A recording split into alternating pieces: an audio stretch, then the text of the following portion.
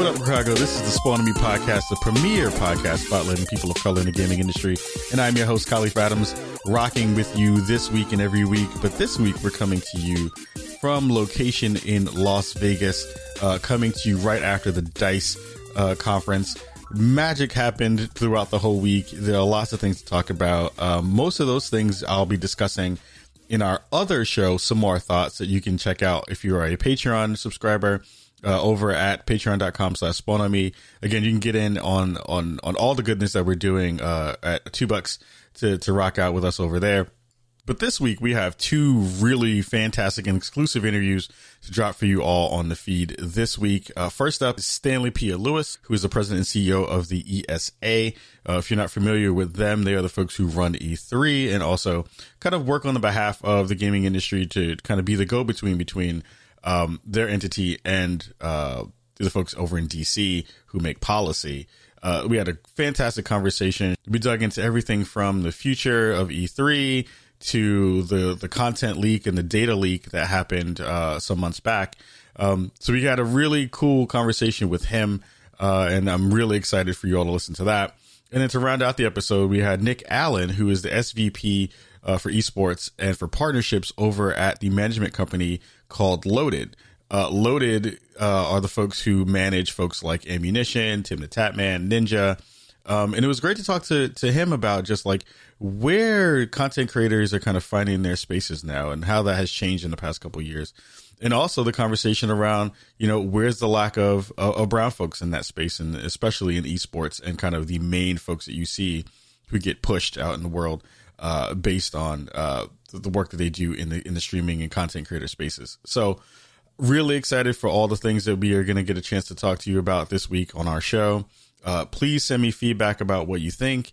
Of course, the audio quality is going to be a little bit different because we're doing it on location, so be mindful of that. But again, please hit me up on social media. Let me know what you think. And I hope you really enjoy the episodes and really check out all the stuff that we have coming down the pipeline for the rest of 2020. So much love. We'll see you on the flip side, and peace. What's good, Chicago? This is Khalif here. This is DICE 2020. I am here with a very, very special guest. I was super excited to know that this gentleman was going to be rocking with us today, and I want to be able to share with you the dopeness that is Stanley Pierre-Louis from the ESA, president and CEO of the ESA. Stanley, how are you doing? How's everything going? First of all, that's the best introduction I think I could ever get. So I got the dopeness, so that's cool. Yeah, I'm super excited to have you rocking with us here. DICE is a very interesting conference, and I'm sure that you have attended not only conferences like this before, but especially going to one that is so dev-centric and kind of influencing the way that the industry is going to kind of move going forward. How has your DICE been so far? How's everything going? Well, let me just first say I love the work you do. It's important to have that voice and to have all the things you talk about. So I'm excited about being here and being on Spawn on Me. Thank you. Thank you so much for it's that. meaningful what you do. And it's meaningful that you're here, because I did hear that episode about DICE that you did, and I thought that was really thoughtful. Thank you. And just looking at how people represent themselves, how we get represented. Absolutely. And to pause for a moment and see what's really happening and then have the conversation. So I think that was a powerful statement you had. Thank you. I appreciate that. Yeah. So let me tell you a little bit about ESA, what my role is there, and why I find DICE to be a really critical thing for me to be at. So I started at ESA as its general counsel about 5 years ago, and I've come from a background of film, television, and music. I played games as a kid, and now as a parent of a 13-year-old, I'm playing again, and we'll talk a little bit about that later. Yeah. I came to this industry understanding where it sat in the universe of creative industries, of technology, and always fascinated by what was going on in the game space. And the opportunity to lead the organization was just thrilling. And at a time when we have so many issues that are impacting our industry. So coming to places like DICE is important because I live in Washington, which is where we work. And ESA is the voice and advocate for industry writ large. We work in the federal government. We work in the states. We partner with international organizations. And most of that is dealing with policy issues. But to understand where the industry is going, in addition to our members, we want to make sure we're talking to the community. So we make an effort to make sure we're at various conferences and talking to different people to make sure we're hearing from the different voices so that we're advocating in the most authentic way possible. And DICE is a conference that's really, I would use the word bespoke, in the crowd that it brings in the topics that get discussed. The keynotes, for example, aren't going on at the same time. There's one after the other, and everyone goes and listens. And then there's a series of roundtables, day 2. So it's an opportunity for everyone to hear the same message and then have a break and talk about what they just heard and where it's going. And it's important for us at ESA to make sure we're not just staying in Washington, but we're talking actively to all kinds of players within the industry to get that voice right. So it's exciting to be here and to be meeting with you to hear what you have to say as well. Yeah, I think one of the beautiful things that the ESA has been able to do has been able to kind of figure out how they are going to maneuver while being that bridge between government and kind of the public in the way that it is in the industry in and of itself to be able to advocate in those ways. What are some of the things that you're seeing in those same spaces, those political realms, those conversations between the industry that seem to be the kind of most bubbled up topics right now? I've seen lots of conversations around unionization. I've seen lots of conversations about crunch and making sure that industry folks are doing well physically, mentally, and everything else. What are some of the conversations that you're hearing in the circles that you're in that maybe talk to some of those things? Well, the biggest thing that we're working on now speaks to all those things in an interesting way. We launched a campaign called Game Generation to really amplify and celebrate what makes video games so great. So we're in an age now, generally, where everyone is re-examining their relationship with technology. And it's a time when you're seeing technology come into the news in a way that's more negative than it's been before. And much more political, irrespective of political party. When we were doing recent surveys, we found that the one area of technology that people are most happy about is video games. And in fact, 73% of people say they view playing video games as an important stress relief. And so in many ways, we are part of tech, but in other ways, we're creating communities, we're creating opportunities. We certainly are helping our economy in an important way. And so we launched this campaign in order to start that conversation about the positive impact of games. There are going to be these other policy issues that we're going to have to deal with, but if we're not creating a positive narrative for ourselves, no one's going to do it for us. And this is an opportunity of not ESA saying to everyone, look how great games are, but us serving as a catalyst for conversations and getting people to talk about what makes games so great, collecting those stories, and then amplifying them.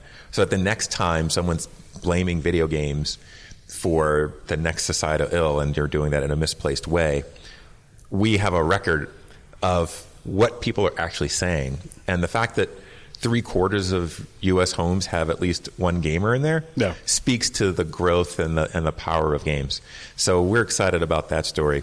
When we look at those other policy issues that come up, whether it's the unionization that you mentioned or monetization and the like, the first thing we try to do is understand what's actually happening to make sure we're not dealing with inaccuracies or rumors, but rather what's the state of play. And then we look for the best way to advocate for industry, because a lot of these issues bubble up based on smaller anecdotes as opposed to what the main thing is that's going on in the space. And what we're finding is people not only love video games, but it's impacting their lives. It's creating community. So right now, 65% of people play together, either in person or online. And that's what's really fueled the growth. You need great games. You need great consoles and PC computers, gaming computers. You need all those things in order to want to play the game and be excited about it. But it's that community that's really built the audience. And so we want to harness that for the force of good, which is elevating the status of games. Yeah, it's always interesting to see, and we talk about this with friends and industry folks as well, about we as industry folks who are working in it most intimately, we also have our bubbles that we're constantly getting information and misinformation sometimes as well. What's the hardest thing to kind of battle when it comes to the kind of political leanings and political work that has to happen when it comes to making law or making or advocating or trying to figure out good ways to speak to folks who don't necessarily speak the language of gamers and speak the language of the industry? What's the kind of hardest thing that you're trying to figure out and bridge the gap between the folks who are making policy and the folks who are playing those games and making those games? Sure. I think it's replacing the negative narrative. So here's a great example. We had 2 episodes, I shouldn't say recently, within the past couple of years, sure, where video games were blamed for societal ills. Yep. One was in February of 2018, horrible shootings, yep, and the president and others blamed video games. We had a wonderful dialogue as an industry with the White House and others, but also pointed out that video games sold in the United States are sold everywhere else in the world. Right. Yet we're the only ones with a gun violence problem. Right. And in getting that message out, people understood that video games shouldn't be treated any differently than music, film, anything else. And in fact, if you look at the history of entertainment as it comes up, whether it's music or movies or even pinball machines and comic books, they were all looked at in ways that were affecting America's youth in some negative way, and now we accept them as the norm, right? Yeah. And so part of what we're trying to do is make sure that they understand that in games. So when in August of 2019, there were those horrible shootings in El Paso, Texas and Dayton, Ohio, and the president and others, again, blame video games, the internet pushed back and policymakers pushed back. And they were pushing back on the point saying, these games are sold everywhere else in the world. Yeah. They don't have a gun violence problem in Japan and Canada and other these places. Why is it us? It's not video games. And in fact, the number one trending hashtag on Twitter for 2 or 3 days was video games are not to blame. Yeah. Right. Yeah. And that was an organic movement based on information that was available to people and it being accepted as the reality because it is. And so as advocates, our job is to create those moments where people think before they blame and then react in a positive way. And so, game generation is part of that, but so is this conversation, attending DICE, and then talking to policymakers because many of them are gamers, many of their kids are gamers. Interestingly, many of their parents are now gamers because mobile has grown. Yeah. Believe it or not, the AARP, yes, the AARP, puts out studies on video gaming. Their most popular page on their website is their video game web page. And they put out a study in 2016 that there were over 40 million older gamers, what they call silver gamers. Yeah. And in December of 2019, they put out a revised study where it's now at 51 million. So you're seeing this growth in all age groups. And in fact, just as many people over 50 play as under 18 because the average age is 33 of a gamer. Yeah. And a lot of people don't realize 46% of gamers are women. Yeah. So we have a positive story to tell, and it's a matter of pausing and really sharing that story on a broad basis. Yeah. What I love about the energy that we're seeing right now around the gaming industry and games itself has been that, like, hey, this is the space where we can all kind of lay down our flags for a minute and say we're all kind of in this space together. What is the conversations that you're kind of having between the industry folks specifically to say we're trying to help broaden out and kind of scope out better ways that you can help tell your stories in the games that you're making, and also kind of helping to see with the toxicity that we see in the space a lot. Is ESA working in any ways to kind of help, give or connect people to have better tools to be able to fight some of this online toxicity that we see in social media and other spaces like that? Well, one of the things we push for is more inclusivity and more civility. Yep. So I don't have a particular program for ESA, but what I will say is there's an ESA Foundation, which is a sister organization. And one of the reasons they were created was to provide scholarships for underrepresented groups. Yep. So people of color and women. And they give a number of scholarships every year. They're expanding it now to esports as well. Yep. Again, focusing on women and people of color. So, which you call POCs, yes, on your site, yes, yes, indeed, yes, indeed. Yes. And so that's been a mainstay for us to push for more inclusivity. And by doing that, you start a dialogue where people are talking to each other and realizing we're all the same. We love this game, and that's what's driving us to be in this industry. Yeah. We're in an election year. We're going to start to have those things bubble themselves up as well. Yeah. I'm sure if you've been on Twitter and any other social media, you've had people screaming all kinds of bloody murder about whatever their candidate's been doing. One of the cool things that we do at Spawn.me is we run social justice activations that kind of go along with either talking to or building up a charity that doesn't get represented in most ways. One of the things we're hoping to do this year is hit the gamer voter conversation. I know that there's been some work done in the past from the ESA about kind of getting out and driving the vote from an organization standpoint. Are any of those things kind of coming back for 2020? We're definitely looking at that. We've had pushes in the past, either on our own or working with other organizations to push a voting drive out. We actually did a survey recently of video gamers, and 60% of video gamers recently said that they are for certain going to be voting in this election. That's awesome. Right? So if you look at 164 million American adults, 60% of them for certain are going to be doing it. That's about 98 million people. And if you look at the breakdown, it's roughly even. It's about 37% Democrat, 33% Republican, and the rest are independent or other. So you're talking about a landscape that covers every political persuasion. And these are all people tied together by video games, but they're also going to be politically active. So that means there's an opportunity for us to work in that way. And it's definitely something we're going to look at this year. Cool. I'm happy about that because that's the thing I care about a lot about. Now, we're nonpartisan. What we do is we just push for the vote as opposed to any candidate. Yeah. The work that we do is in that same vein, too, because a lot of companies and organizations are like, we don't want partisan politics, and we don't do it in those ways. I want to shift a little bit towards E3. E3 is, again, the premier show that everyone is dying to get into and wants to go to. It's had a little bit of a struggle in the past couple of years in terms of kind of building itself out and kind of continuing to be the main show that people have been thinking about. Some companies have pulled out. Folks have, even today, Jeff Keighley talked about kind of pulling out of the show. What's the conversations that you're kind of having now towards, building E3 back up to the same place of prominence that it was before? What are you kind of talking about in terms of giving both the public that is now coming into the space and also the folks who are behind the scenes and working in the press spaces to feel really good about what's coming up next? Sure. E3 needs to continue to evolve. Yeah. And 2 or 3 years ago, we started a series of changes to try to evolve it. One, for example, was to add a consumer element. We invited 15,000 consumers to come and enjoy what E3 is, and that's been a great success. The other was to add E3 Coliseum, and we built that in coordination with Jeff Keighley to get that audience hearing directly from the innovators, the game creators, and they were essentially conversations with leading thinkers in the game space, or people who aren't in the game space but really love games. Yeah. So you have like Jack Black, Elon Musk, and others talking about video games. And this year, we're going to continue that evolution, but really try to revive it in different ways.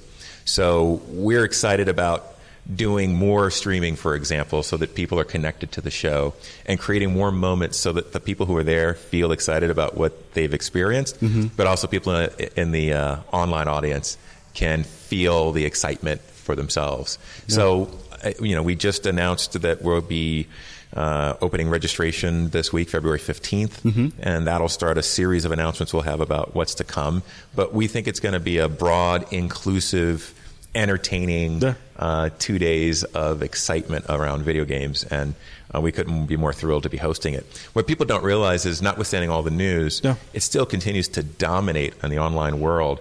It just puts all other shows way behind in terms of the views it gets and the attention it gets. And that's part of the magic of being the owner and operator of this important brand, is people are so excited about it and so interested in it that every move you make gets a lot of attention. So we're carefully trying to curate what we say and what we do to maximize the impact ultimately for the exhibitors and then for the fans to experience what they're showing. Yeah, I mean, one of the things that I always found really interesting about the show, because I've been going for maybe 6 years now. I snuck in way back in the day. But going proper now, having been going in the real legit way, The thing I've always appreciated about what it does is it gives everybody for a week this ability to kind of come around and kind of like coalesce around gaming in a great way. What I also really appreciate is the fact that the show has tried to figure out good ways to build in content and also kind of bringing in folks. Like we were lucky enough to be able to have there were some booths on the floor that they had space for, and we were able to podcast there and have like major people there. Like that's the thing I'm hoping to see in the terms of like being able to rebuild those things up and continue to do that kind of stuff. What are some of the things that you feel like the team has learned from other shows that are doing not the same kind of show, but fairly similar ones, in ways that you can kind of help facilitate the way the public is going to kind of maneuver in those spaces? Because it's not necessarily, it still has a cachet as not being a public show, right? Sure. It's for the industry, it's for those folks to be able to do that work. So it is one of those things where they're still trying to figure out, it feels, how to incorporate both and make everyone happy. What are some of the conversations that you're having about that stuff? Well, a consumer show would be much larger, yeah, right? Because if you look at some of the ones that are more consumer-based, they're much larger. And the way that you exhibit at that show is very different. You arrange your booth much differently. You have more play stations, literal playing stations for people to use. And E3 for many of our exhibitors is the moment to speak to the public around the world. Mm-hmm. But adding the consumer element added a level of excitement. Mm-hmm. And I think one of the things that we've got to figure out is how do we create even more excitement on the floor? And then how does that permeate to the outside world? So when you watch, one of the late night talk shows, they don't have 1 million people at the show. Right. They have 200 to 500 people as their audience, but they're excited about what they see. But you've got to put a good show on. They're not just going to clap. Sure. But the way that it sends the message around the world, the way it gets connected, is something that we're watching. Like, how do we make sure that E3 connects with the people who care about video games as passionately as we do? Yeah. And so I think that's what we're looking to see. And there are other shows that do a great job of the on-floor experience for consumers. Sure. But we're a different type of show. Mm-hmm. And I think we're still evolving what that means. But we know that when you're doing major announcements, it's a different live experience than it is if you're having people try out games. Mm-hmm. And that's why you wouldn't see someone at more of a consumer show streaming as much throughout the show, because you're just watching people play games, as opposed to the announcements and people talking about what's to come and seeing some demo play. And so I think we're going to have exciting things this year. We'll have some celebrities. We'll have some celebrity gamers. Cool. We'll have a lot of digital programming from the floor. I think we're excited about what's to come. That's cool. I'm excited to see what the evolution is going to be of E3. I feel like there's a lot of conversation in many circles within the industry that's like, E3 is dying and we need to figure out ways to make this thing a better show, or it needs to evolve or grow and get bigger, or at least kind of morph into something that's different. I do feel like there is a really interesting space that you can land in that does justice to most of those folks. I know I've heard rumors about the conversations around, being press days kind of being early and then everybody else kind of being able to get in, which I know for me would be fantastic. And for, chugging them around and holding a whole bunch of stuff, it's easier to do that than to kind of running through thousands of people. But I'm happy. In fact, we did announce today that June 9th is going to be a media day, and then June 10th and 11th will be the consumer day. So there is a media day. That is fantastic. You have just saved my back and my legs for multiple running into people.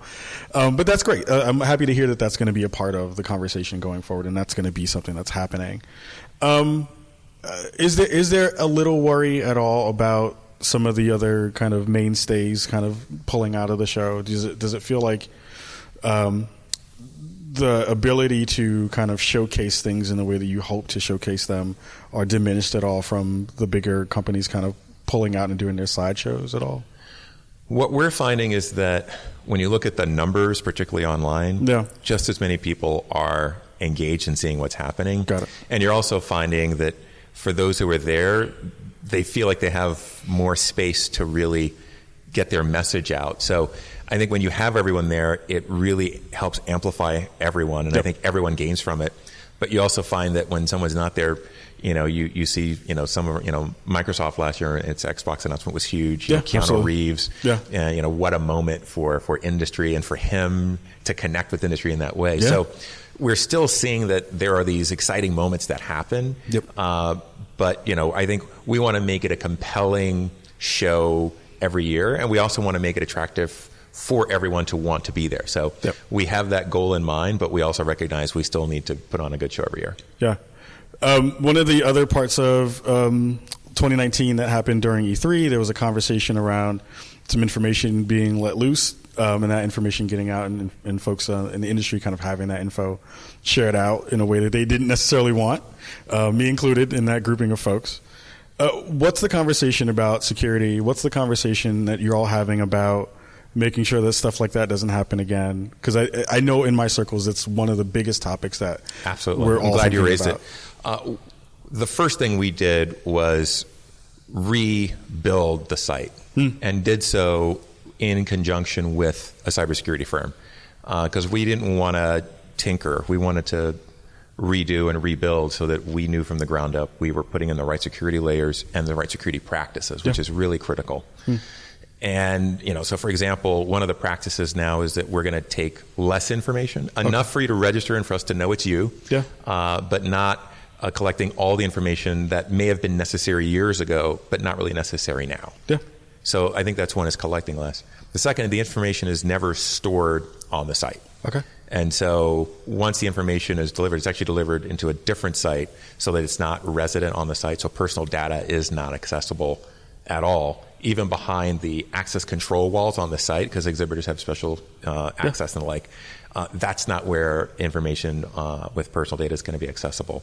And then we've committed ourselves to ensuring that we keep up with the latest practices, because anyone who builds a computer or a site or anything like that knows the day that you think you've got it is the day that you've lost. That it's a continual process. That's why we're always getting updates on our systems, and we're going to continue to do that. So we've ensured that our practices not only are up to date, but to make sure that moving forward we are enhancing as we proceed. That's fantastic. I'm happy to hear that. That gives me some solace in knowing that changes are happening, and that some of those things and some of the conversations that we've all had are moving in a good direction. We heard it, and we wanted to make sure we were responding in the right way. Yeah, I think one of the things that I think most folks, especially in the press, have been thinking about or wanting to share, and I'll do it as a cipher for them for this moment, is we've all been trying to figure out ways to feel safer kind of dealing with or kind of putting our information in. I'm happy, again, you're going to be taking less of that. Is there going to be any kind of forum or conversation that happens with the press at all in some way that is like, hey, we know we messed up. We want to kind of build trust again. What are some of the conversations that you're all having about that part of it? Because I feel like we're all excited to hear that this is going to be what's happening from the nuts and bolts perspective, but I think that there's also some still hurt feelings in that respect of like, I don't know if I can trust to be able to do that work again and feel safe when, families and other people may be at risk. Yeah, we've definitely been doing outreach to connect with different people who, whether they were affected or not, but just to rebuild that trust. We know we've got to earn that trust back. And we understand the gravity of the situation to people who were affected. And so our number one priority is making sure we have a platform that is safe, and then ensuring that people understand it and see that we mean it, because we know that we've got to earn the trust back, but that we've also got to maintain that high level of trust, because the value of the media at E3 can't be overstated. Right? That's the reason the show is the way it is, and it's become so popular and important to industry. So it's the most critical relationship. And so we've got to treat it with the respect it deserves. I know we're running out of time, but I want to shift back towards family. I want to shift back towards, you talked about your child, your son. How is he feeling about the fact that, like, hey, my dad is the head of E3? He is exactly what you think a 13-year-old would be. First of all, I can't win an argument on screen time or anything, because he knows all the arguments. And so here's what I'll say about him. So first of all, he's a really good gamer, and he's gotten super, super good on a lot of these games.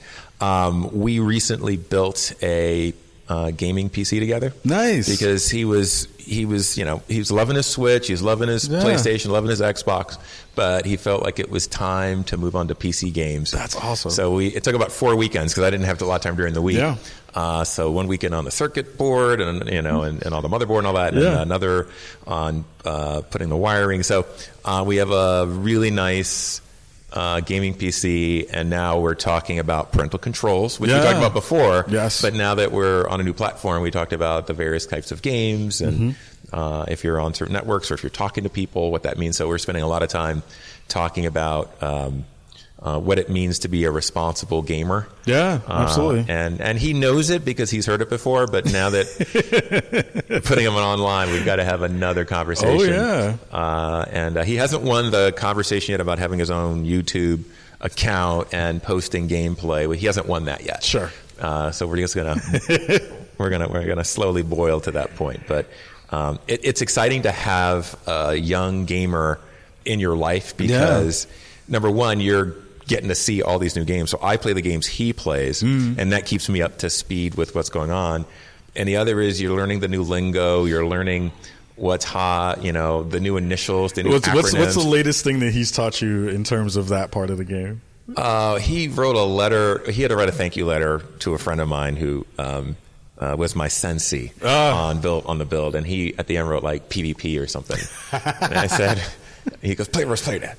So like he speaks gamer. Like if it's on YouTube, if it's on a gaming site, that's what he speaks. He's also big in Magic the Gathering. Oh, he's a huge. That is a dangerous drug right there. Huge Magic fan. So I mean, the Magic community too is growing so much on Twitch and all these other places. But that's the thing is whether it's video games or Magic, that sense of community again just drives a different level of respect, inclusivity. It just puts it at a different level because when someone else is as passionate as he is about what he's doing, it creates these great connections. As a parent, you're just excited to see that these are bringing people together and bringing excitement and joy to your little one. So yeah, that's fantastic. I love hearing stuff like that. I know we're about to get up out of here. I know we have to go. The last question I have for you is kind of just the more kind of existential version of it is, you're now running the big show. You're in ESA, kind of pushing things forward.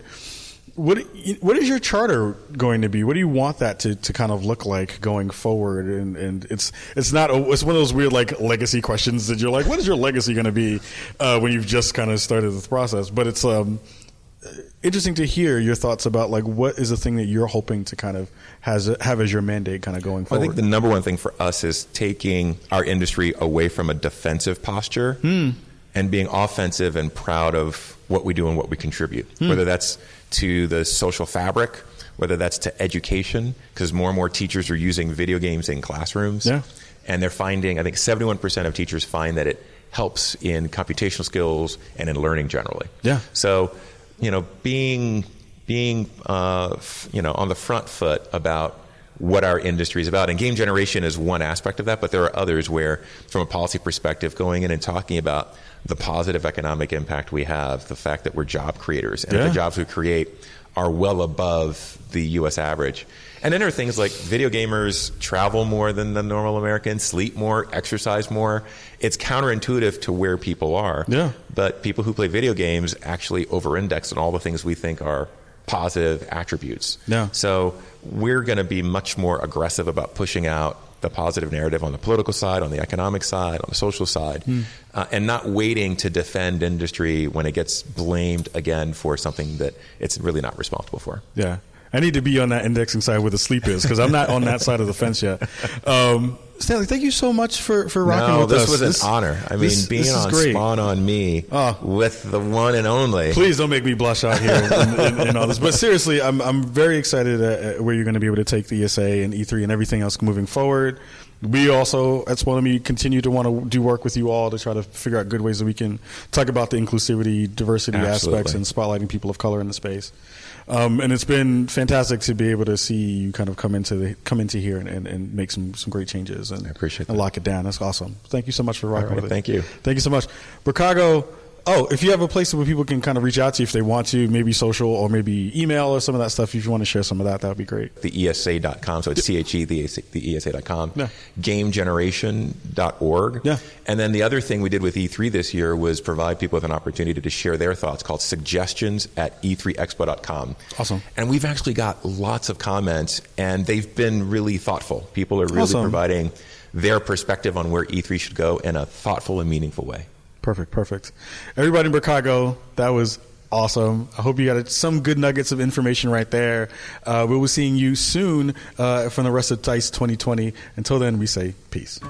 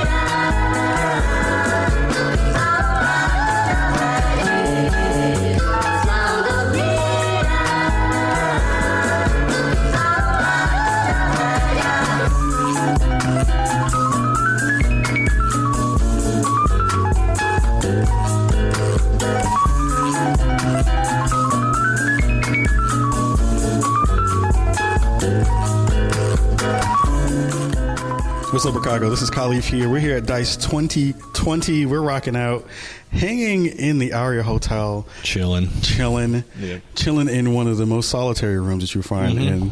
It's like almost like a bunker, but it has like nice house plants kind of on the walls to give you the visual. It looks expensive. It looks a little expensive. Yeah, like you can tell they did not go to like to like go to like Hobby Lobby and go snag stuff. They like actually spent money on some of this.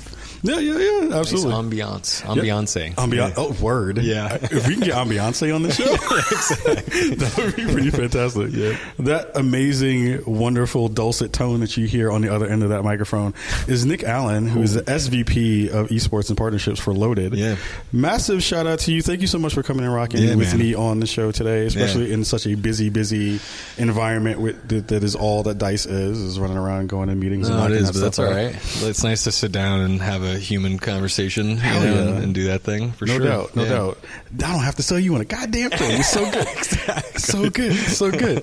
How are you doing? How's your DICE so far? Good. It's good. I got in late last night. It's sort of in and out for me. I'm going to hang out, have a bunch of meetings today, and I take off tomorrow, get back to the grind. But it's good, man. It's my first DICE. I've been fortunate enough to have like a panel that I got to host on stage and have a good time. I heard you knocked it out the park. Yeah, I got some pretty good feedback, so I'm excited about it. But like my whole mantra is like it was easy because it was all about our creator talent. Shroud and Annemunition joined me up there. I didn't have to say anything. I just asked a couple questions. They talk. Makes me look good. I don't have to do nothing. So it was good, man. It's been a great DICE so far. So first of all, I want to talk about the panel that you did. Yeah.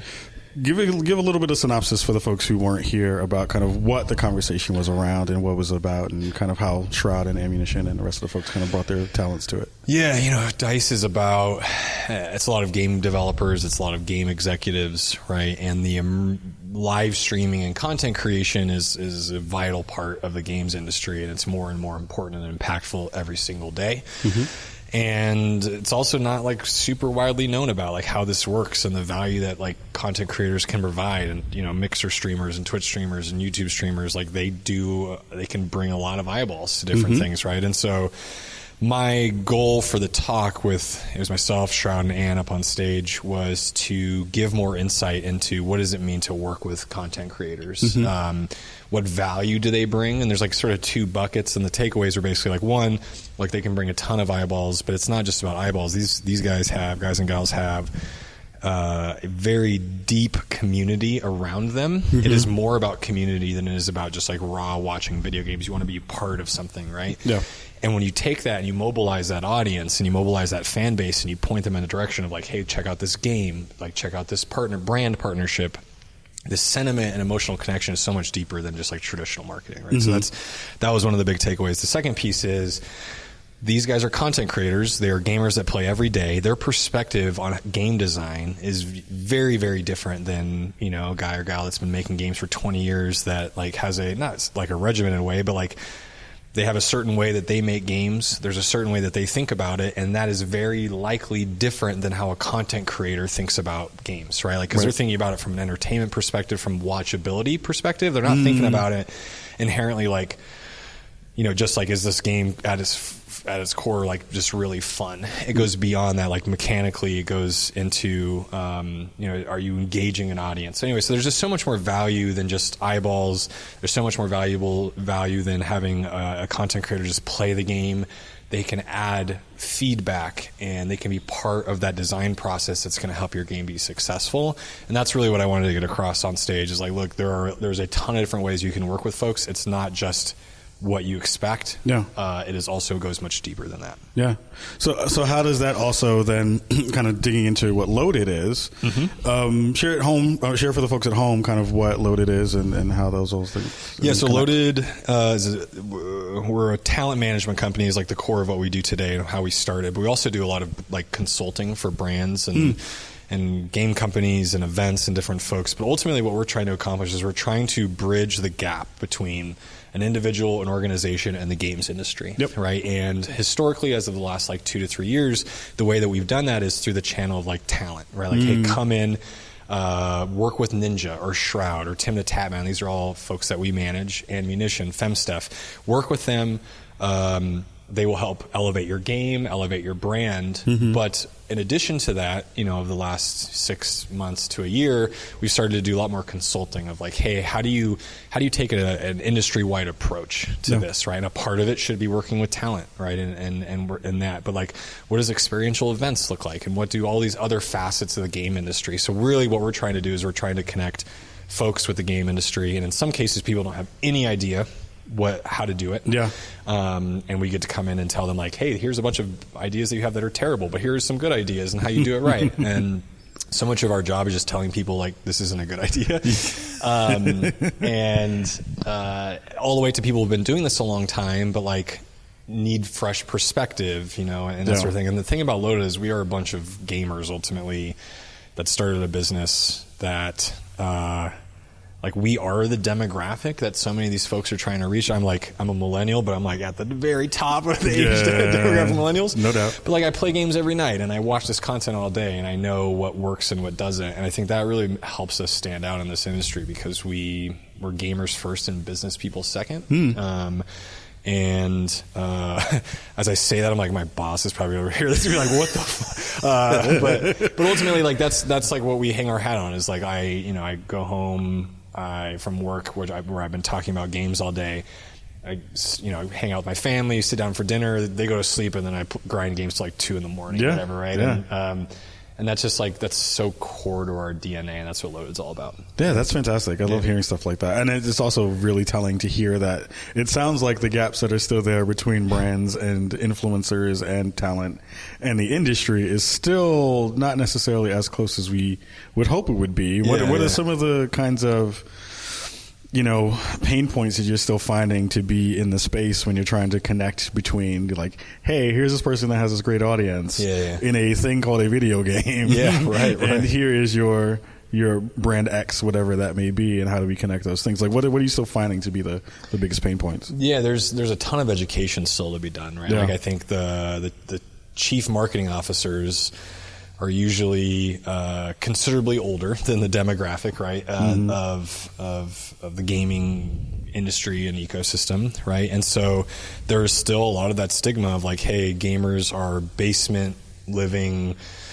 dwelling, antisocial folks, right? And I'm a great example of that. No, I was kidding. But like, have you seen my Instagram? Yeah, exactly. It's a really nice basement. We have like neon lights and stuff.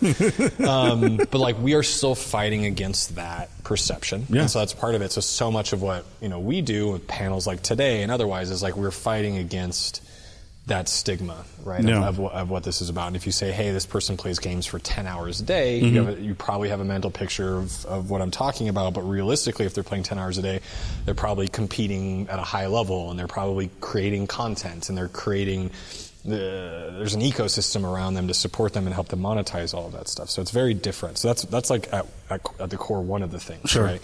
is like an education of like gamers aren't what you think they are. And actually in a sense, like we're all gamers. Like, hey, CMO lady who's been doing sports marketing for a long time. I bet on the weekends you're playing Canasta or you're playing Parcheesi or whatever, right? Like those are games too, right? And when you say gamer, you're not thinking about that, but when you start to talk about it in that way, there's like a deeper level of understanding. So I think that's really important. The second thing that we're battling against is the unpredictability of live streaming, as you can imagine, right? And gaming is such a social experience too, right? So you have a lot of different things that can happen in that type of a setting, right? Where you have folks playing with people they've never played before. You have folks that are, IRL streaming. They're out in the world, like, talking and experiencing things. And a lot of bad things can happen. Sure. Right? And a lot of good things can happen. And actually, in most cases, it's all good and very little bad. But we're still fighting against the sentiment of like, well, what happens if like someone says this thing on stream? It's like, well, look, that is part of the territory. It doesn't mean it's any less valuable. What it means is the world is changing in the way that content is consumed and created. And you can either be like, that's inaccessible, that doesn't work for us, and honestly be left behind because this is how things are trending, or you can embrace it, figure out the right process, the right partnership, that's part of what we do, to make it so it's like safer, more predictable. There's always going to be that unpredictability, but like you can work with folks to like de-risk it as much as possible. But we are working against this sentiment that like live is too dangerous, and this is the reason live television has like the 30-second buffer that they can cut out, that sort of thing. Well, we're not living in a buffered world on Twitch and on Mixer and on YouTube and with our talent. So it's pretty different than what folks are used to experiencing. It's interesting you say that, because I think that one of the things that I think about when folks who are familiar with what we do at Spawnomy, they know we're huge advocates for kind of promoting and spotlighting people of color in the space. And one of the things that I was like supposed to be at a Twitch summit for Black History Month this week, but I'm here talking to you, which I'm very happy about. Well, that was a huge mistake. No, I was kidding. Just kidding. But one of the things that I was going to broach when it came to having conversations with them, please, was there seems to be a very like short list of folks who are brand safe, right? And those brand safe folks, of course, they've built up their audiences over years and multiple years and have grown their brands in huge ways. But it also feels like there's still this gun shyness to also kind of attach or to pull in other communities that they may not necessarily be as familiar with. Right, yeah. How does that kind of conversation kind of work itself through a company like Loaded when you're like, hey, these are the talent that we have. We're still, scouting to see who the next person may be that we pull into that conversation. Like, how are the conversations working in terms of like when you're looking for new folks to possibly onboard and bring in?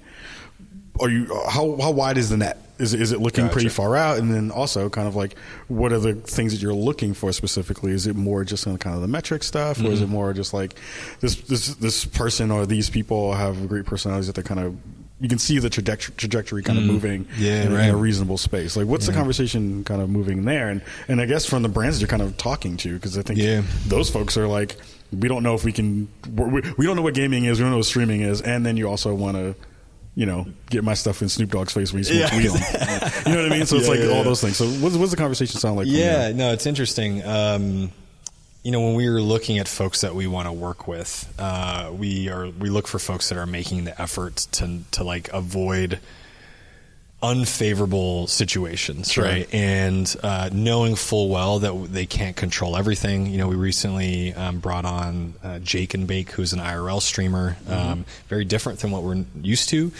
And out in the real world, anything can happen, even the most diabolical things, right? Absolutely. But we did that because we felt like there were our ultimate thing is we want to be able to provide value for whoever we work with. We don't work with folks just to like because they're a name, because ultimately that could backfire on us. But we felt like we could add value, that there were brands, that there were partnership opportunities that would meet him where he is and understand the risk and understand what his value and what he's bringing to the table, right? So, but there are a lot of folks that sort of, not that they opt out of being cautious, but they are much more open to the dramatic unpredictability of streaming. In some ways, maybe embrace that, or they're like really like, I don't care, I'll click this YouTube video, like whatever. Who knows what it is, right? And that can backfire immensely. So, not to say that like. Again, that everyone is 100% safe because this is live, but I would say is like the folks that we target, that we want to work with, are ones that are like mindful of that know that like understand the damage to a brand or a partner or whatever of like something really bad happening, and like are at least mindful and cautious of those types of things. So that's one piece of it. Yeah. There's also a very important diversity piece, especially for our organization, where look, we like woke up one day and we got a lot of white dudes on our roster, right? And and part of that is like that's where the ecosystem is or was. That's what who's really popular, right? And a lot of what our decisions are around like viewership, popularity, and that sort of thing. It just happens, and I think it wouldn't be super surprising to probably listeners, but just more broadly, that those are who ends up being most watched, and that's just how unfortunately things have played out, right? And not to say that these guys aren't bad, but like we need more diversity. It's something that we as an organization are thinking about, both in gender but in ethnic background as well, right? So it's something that we think about. I'll get into making bets on folks in a second, but like we are super mindful of it. And we have a lot of people in our company that spend a lot of time thinking about how do we elevate minority groups in the content landscape to give them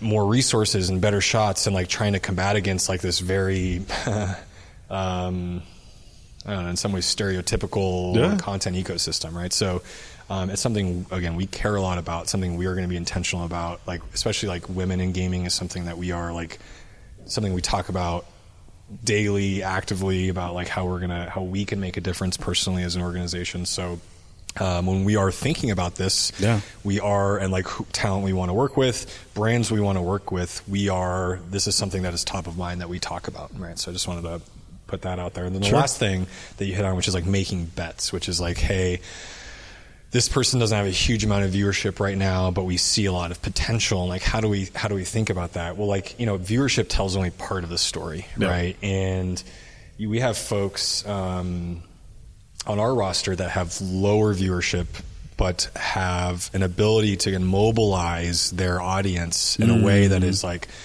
far exceeds the biggest, most popular streamers, right? And if you think about it, like I have 10,000 viewers, but I can only mobilize 5% of my audience, or I have 1,000 viewers and I can mobilize 80%, right? It's not quite that dramatic, but you get the sense of like the 80% and that group is actually much, much more valuable, right? Those are the folks that are going to go out and like consume content. They're going to activate on partnerships and that type of thing. So it is something that we, it's not a straightforward calculation. And so when we look at folks, it's like, okay, we take all of this into account. Like, how do they think about partnerships? How are they representing themselves?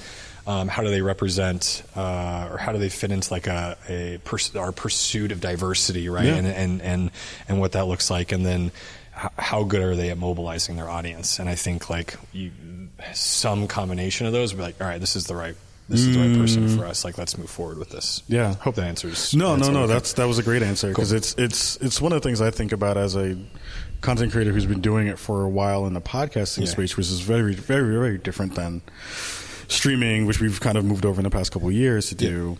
And I'm always kind of thinking of like, what's the best way to get in front of folks and kind of share what we do in a good way, where we may not have like amazing numbers, but our brand loyalty is good, and people respect what we do in a fairly good way up and down in the industry. So that's the thing that I think about. But also I'm thinking about the folks who may not be in the spaces to be at a DICE or to be at an E3 or things like that, who are still trying to figure out ways to get in front of people to say like, hey, we're doing cool stuff over here, like come check us out.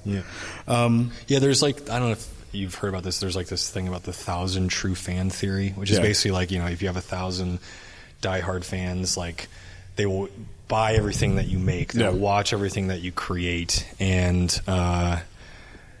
while there's exceptions to that, but like ultimately, if you can have that very diehard audience and fan base that hangs onto your every word, that really cares deeply about what you're doing, like you don't have to have staggering numbers to make a living from this and be sustainable. And actually, there's some thoughts that nowadays were like, that's not even 1,000 true fans. It might only need to be 100 true fans, right?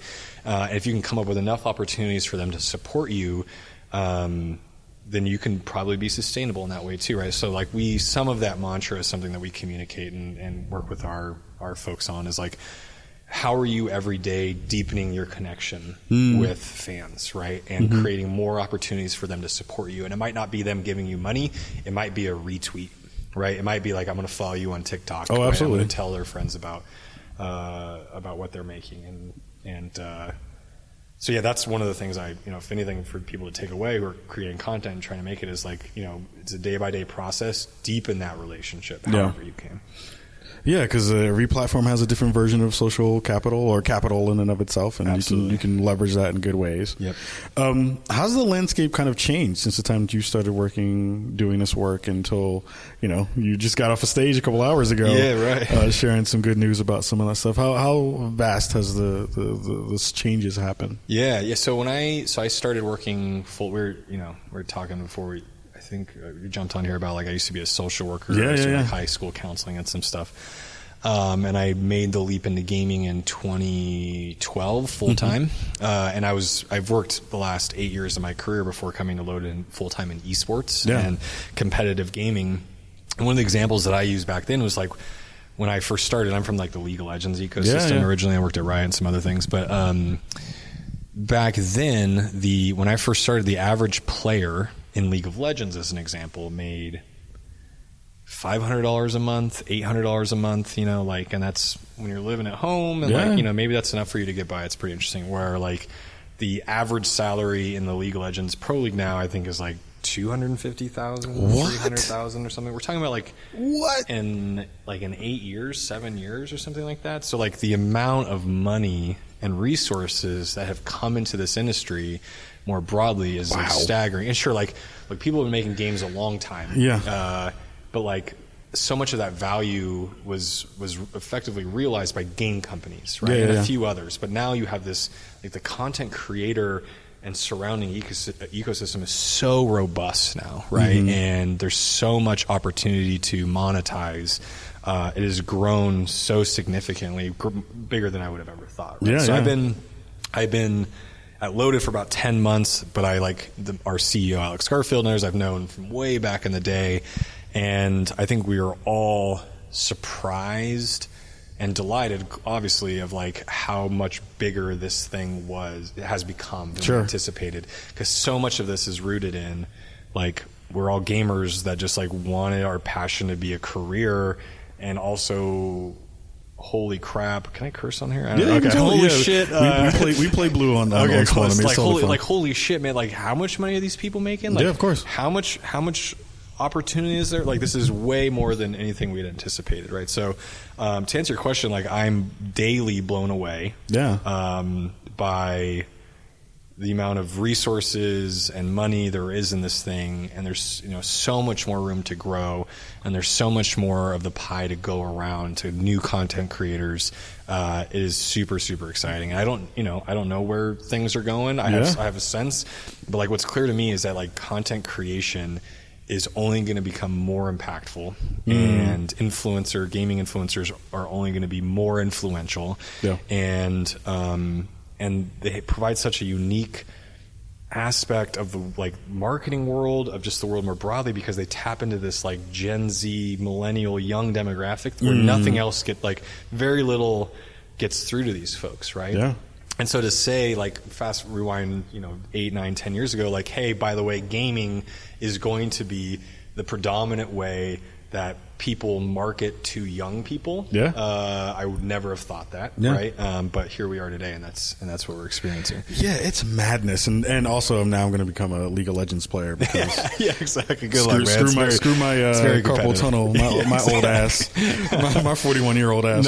I'm 35, and I think constantly like 10 years later or earlier, whatever, I would have like maybe I could have been something, you know. Yeah, but, totally. I look in the mirror every day and I think that. I'm like, oh man, missed the boat. Your beard looks good, Kyle. But it's one of those things where I think about, you know, just how fast everything is moving, and also just how it is so different in the way that people are kind of coming into the content creator space. Yeah. Well, I remember 10 years ago, folks didn't go into the ideas of becoming a content creator with a business plan. Right. Folks didn't understand how to brand their market or how to brand themselves or how to brand their content. They just wanted to make content. Right? Yeah, but now folks are like coming into the space like, here's the 5-year plan for how I want to maneuver.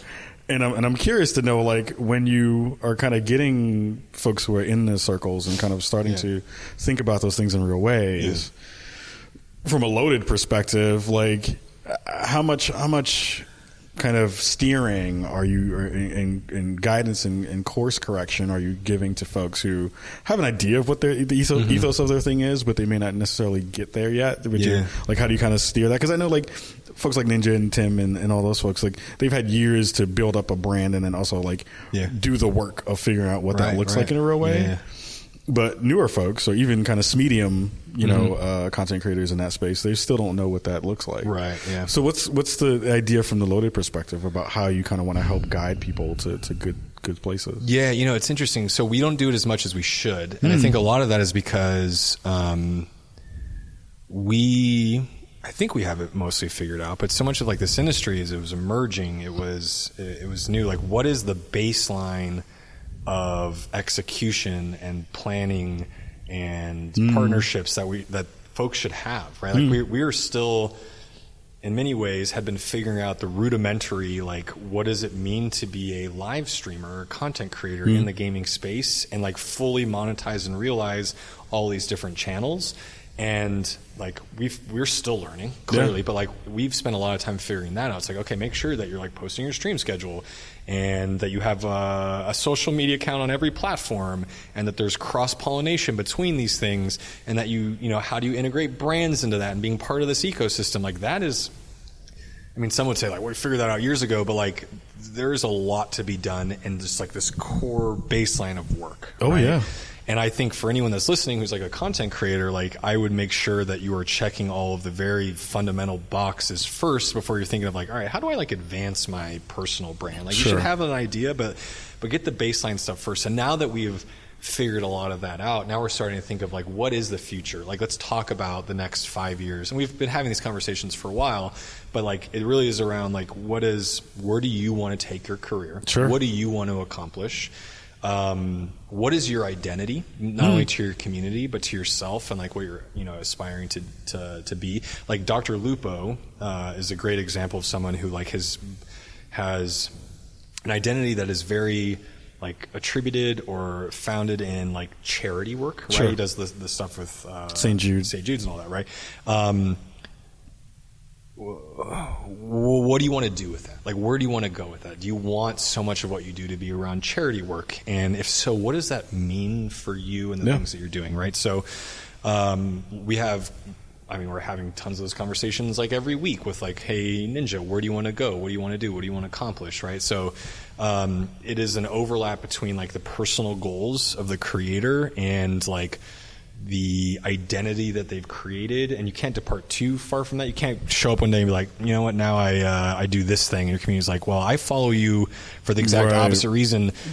You're now a pinball stream. Like, obviously, like, that's what you want your identity to be. That's not why I watch you, right? Like, suddenly I'm not. So like, you can't deviate too far, and so you have to find this middle ground between your community and what you aspire to be. And we are figuring out what that looks like together. And it also depends on where the industry is going, and like mainstream acceptance of gamers and them as influencers, right? Like, Ninja has been on Fallon twice now, right? Yeah. And Ellen Show, and Tim had a Super Bowl commercial, right? Yeah. Madness. Is that what the future has in store? Is it like more mainstream media, or is it something very, very different, right? Yeah. And I think it's going to be unique to the individual creator. So we think about it a lot.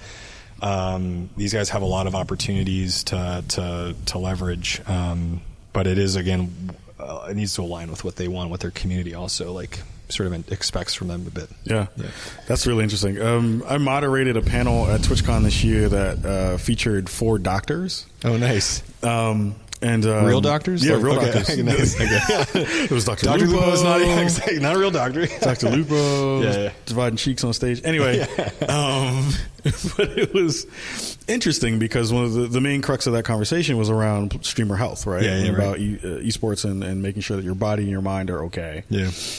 What are you hearing conversations from folks on the roster, folks you're thinking about having on the roster and in the stable about like what those things kind of look like? Where, you know, folks I've always talked about kind of getting the bag in the time that you can. Like I feel like every streamer at this point right now who's making good money, we're all like in the NBA trying to figure out if we're still on our 10-day contract. Yeah, right. Yeah, and trying to see like we're still going to be in the league tomorrow kind of deal. Because it can go away so quickly.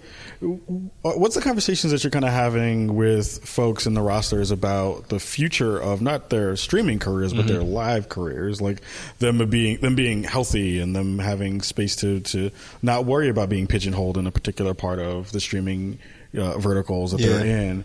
What are some of the conversations that Loaded is having with folks in that respect? Because I think that's super important too. It's a great question. It's different for everyone we talk to. Again, it has a lot to do with what they are aspiring to be. But you know, we talk about content diversity, right? Like not getting pigeonholed into just playing Fortnite all the time, right? Like and your ability to bring an audience over to play a different game, and that process takes time if you are known for very specific titles. That's one example.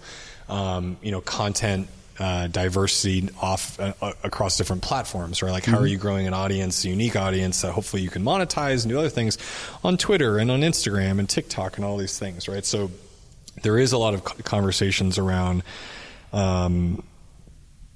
setting themselves up for future success by diversifying what they're doing, by taking different approaches, different styles of content, that sort of thing. Sure. Then you have a whole other bucket of things like, you know, like not with everybody, it depends on who they are, but like, hey, we would recommend that you should talk to a therapist. Not because today you need a therapist, but let me tell you, 3 years of your Twitch chat just shitting on you, like when you mess up, like that can go to your head, right? And that can take a toll.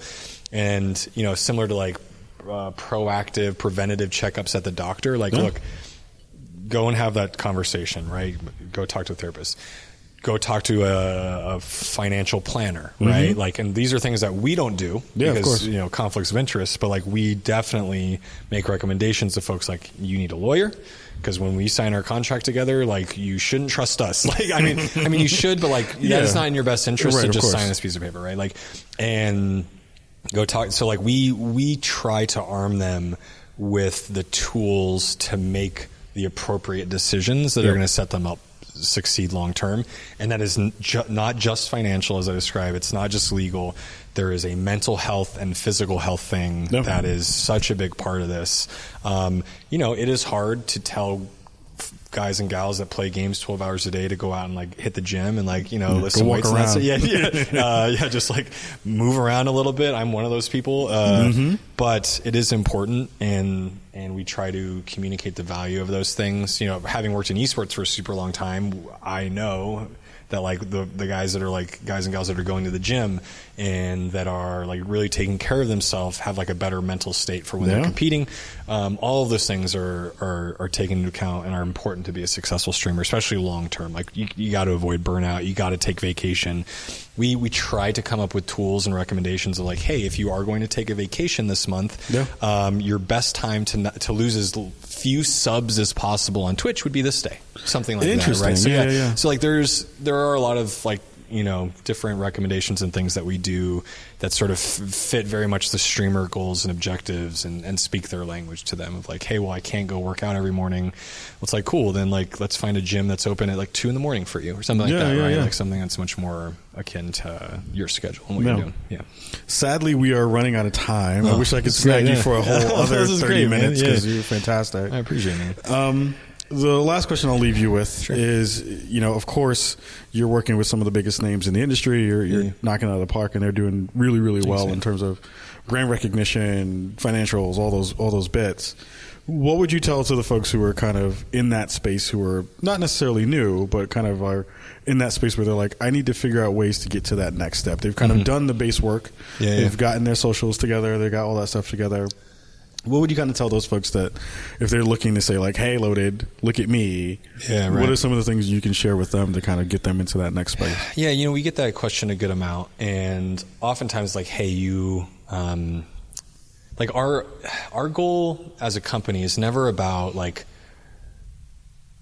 it's centered around, can we provide value to you? Right. And I think a lot of folks think about it that way, which is like, look, I could sign 10,000 streamers tomorrow, right? And they could all come on, but like, can I actually do anything for you? Right. And so, but to answer that question and to like come up with a solution isn't just pure viewership, right? It's not like, that's like a very straightforward way to do it, but like, what is your thing? What is your niche? What is your like unique value that you provide? And in some cases, it's like, I play Euro Truck Simulator and I'm one of 3 streamers that play this game with like a decent sized audience. And so automotive partnerships are like, very, they rock with yeah, it, exactly. Right. So that's part of it. I also, so like find that unique value, lean into that. And I mean, this is an incredibly competitive space, right? And it's also very top heavy with how discoverability works in all these platforms. It's like the rich get richer. The biggest streamers are at the top of the list, so they're going to get more viewers. So they stay at the top. That's just how, and they'll get more followers. That's just how it goes. But keep grinding and keep finding and identifying your unique value, what it is that makes you different and special. And so that's one bucket. A couple other things. One, there's a lot of luck and randomness that is involved in this, right? And like Dr. Lupo is a really interesting example. I don't know if you've heard this story, but like he was in a PUBG game and he naded Ninja from like across the map. And I might be telling the story wrong, but my understanding is like Ninja's like, holy shit, that was a crazy nade. Who is that guy? And like played with him, and literally Dr. Lupo got a bunch of viewers because he threw a random nade in like a game and got his attention and played, and right. And so now he like takes up. So not everyone, sorry, but a lot of people have had that moment that has propelled them into the higher echelons of streaming viewership, right? But that is like, there's a lot of randomness. So I wouldn't bet on a breakout opportunity like that. And so in absence of that, it is about you finding your unique value and how does that translate into your audience and how do they perceive you and how do they support you and do they care about that thing that you care about too? So similar to a ton of industries, it's like everyone's kind of like one break away from like, making it big. And sometimes that break never comes. And in the absence of that, like, how are you doing it different? And that's my, for folks that are like continuing to grind, like it is about real value to fans and to viewers. Right. And, sometimes it's hard to do that. And it's also like, the unique value that I've identified myself, like, unique value, like 100 other people have that, like, and like, so how do I stand out in that regard? And like, it's not straightforward and easy, but, the more time you could spend building an audience around the thing that makes you special, the more support you'll get, the better your chances are. That is a damn good jewel to leave this podcast with. Again, folks, if you're listening to the Spawn Me podcast, like these are the conversations you're only going to get here. And of course, massive amounts of love to you for coming through and hanging out with us. If there's ways for folks to maybe connect to you on social, if you want to share some of that stuff. Yeah, I mean, ultimately, so I'm on Twitter. It's twitter.com/Nick Allen. Pretty standard stuff. But I think, like, honestly, while I have like a social media following, like my job is to like make the content creators king. So like anything you guys can do to go support our guys and gals, like that would mean the world to me. So I was really hoping for you to promote your TikTok, but I'm disappointed. It's a secret TikTok. You did not share your TikTok. It's not, I don't like to give it out. It's reasonable. Risque, It's reasonable. It's the after work TikTok. I dig it. Again, thank you so much for rocking with us today. And again, like these are the cool conversations we're having at DICE this week. Lots of more cool things to come, and we'll all see you in a bit. Much love and peace. Hey, everybody. That was our DICE episode. DICE 2020 was a fantastic show. Again, check out our Samar Thoughts episode as well. This is going to be dropping soon. that'll give you some more information about like my thoughts about the actual show and everything that went down, and some conversations I had with some really fun people. Huge thank you to Stanley and to Nick for joining me this week and taking time out of their busy schedules to rock with us here at Spawn on Me. I think we got some really good information, especially on the ESA side, about kind of the future of what the show looks like on the E3 side and what they're kind of doing to kind of make things better and right some wrongs that happened in 2019.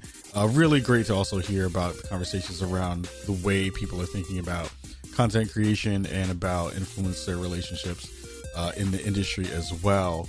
Again, if you want to hear more things, we'll be dropping some more information on some more thoughts. You'll be able to check that stuff out on Patreon soon, and then on this feed as well a couple days later. Massive love to all of you this week and every week for rocking with me on Spawn on Me, and we'll hope to see you soon next week. Remember to subscribe, remember to share the show out, remember to give us some love on the interwebs, and give us some reviews because we love those as well. So we'll be speaking to you in a bit, and much love and peace.